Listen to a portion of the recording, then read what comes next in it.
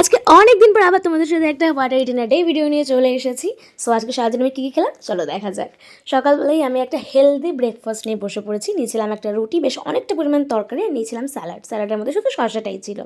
আমি যখনই ভাবি যে আমি কিছু হেলদি খাবো, একটু ডায়েট কন্ট্রোল করবো, একটু রোগা হবো, সেই দিন থেকেই যেন আমার আরও বেশি বেশি খেতে ইচ্ছে করে, আর উল্টোপাল্টা খাওয়াটাও আমার বেশি হয়। যাই হোক, সকালবেলা খাওয়া দাওয়ার পরে তারপর খেয়ে নিয়েছিলাম একটু টক দই, যেটা আগে খুব খাওয়া হতো, এখন একটু কমিয়ে দিয়েছি খাওয়া। তারপর একটু স্কিন কেয়ার করে নিয়েছিলাম, বিকজ সামনে পুজো আসছে, আর পুজোর সময় একটু না সাজুগুজু করলে হয় বলো। দেন আমি চলে গিয়েছিলাম পড়তে, আর পড়তে গিয়ে দেখি আমার বান্ধবী কাম বৌদি আমার জন্য নিয়ে এসছে মাজা। যদিও বা অনেকটা দূর থেকে আমি গিয়েছিলাম, তো খুব টায়ার্ড ছিলাম, তো এই ঠান্ডা ঠান্ডা মাজাটা খেতে বেশ ভালোই লাগছিল। তারপরে বিকেল ওই 4:30 নাগাদ আমি বাড়ি আসি, আর বাড়ি এসে দেখি আমার ফেভারিট সব জিনিস রান্না হয়েছে। রান্না হচ্ছিল এখানে কাতলা মাছের তেল দিয়ে বেগুন দিয়ে একটা রেসিপি, যেটার নাম আমি জানি না, বাট খেতে এটা দুর্দান্ত লাগে। আর হয়েছিল কাতলা মাছের কালিয়া। আমি তো এটা দিয়েই বেশিরভাগ ভাতটা খেয়েই নিয়েছি।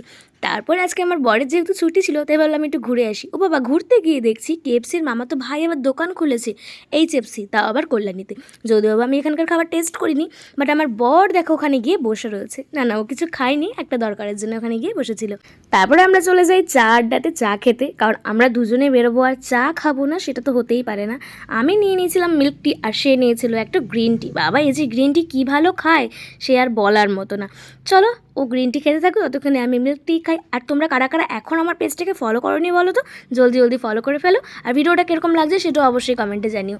দেন আবার ওর একটা বন্ধুর সাথে দেখা হয়ে গেছে, সে আবার তার সাথে গল্প জুড়ে দিয়েছে, আর আমি এখানে একা একা ওয়েট করছি, ভাবছি নেক্সট কী খাওয়া যায়, ওই প্ল্যানিংই করছিলাম। তো আমাদের একটা দুজনেরই ফেভারিট দোকান আছে, যে দোকানের মাটন বিরিয়ানিটা আমাদের দুজনেরই খুব ভালো লাগে খেতে।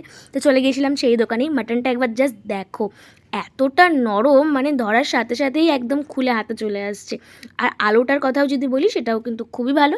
আর যদি বলো রাইসের কথা, তাহলে কোয়ান্টিটিটা অনেকটাই কম ছিল, কিন্তু টাকাটাও অনেকটা কম ছিল, সেই অনুযায়ী কিন্তু ম্যানেজেবল। কিন্তু খেতে খুব ভালো ছিল। আমি এবার আমার বরকে খুঁচিয়ে খুঁচিয়ে বলছি, এই ক্যামেরার দিকে তাকাও। ও বাড়িতে বসে সবসময় বলবে ভিডিও করবে, কিন্তু বাট ক্যামেরা অন করলেই যেন ওর কী যে হয়, মানে ক্যামেরার দিকে তাকাতেই চায় না, লজ্জা লজ্জা পাই একটু। যাই হোক, এত কিছু খেয়েছি, তারপরে নিয়ে নিয়েছিলাম একটা স্প্রাইট। আর কালকে ছিল পুজো বাড়িতে, সেই কারণে একটু মিষ্টি নিতে এসেছিলাম ঠাকুরের জন্য। তাই ভাবলাম বাইরে থেকে যখন খেয়ে যাচ্ছি, বাইরে থেকে হজম করেই বাড়ি যাব। তো একটু একটু বৃষ্টি পড়ছিল, সেই কারণে আমরা একটু জলদি জলদি বাড়ির দিকে এখন রওনা দিচ্ছি। আজকের মতো খাওয়া দাওয়া এখানেই শেষ করছি। আর চলো এখন বাড়ির দিকে যাই। বাড়িতে গিয়ে এখন একটুখানি ফ্রেশ হয়ে ঘুমিয়ে নেবো। আজকে সারাদিন অনেক খাটাখাটনি গেছে। আর আমার না এত পিম্পল বেরোচ্ছে, তোমরা একটু বলো না কী কী ভালো স্কিন কেয়ার প্রোডাক্ট আছে। আর একটা জিনিস দেখবে, যে বিয়ের পর বাসন মাজতে মাজতে সব নেল পলিশগুলো উঠে যাচ্ছে। বিয়ে এত তাড়াতাড়ি করো না গো তোমরা।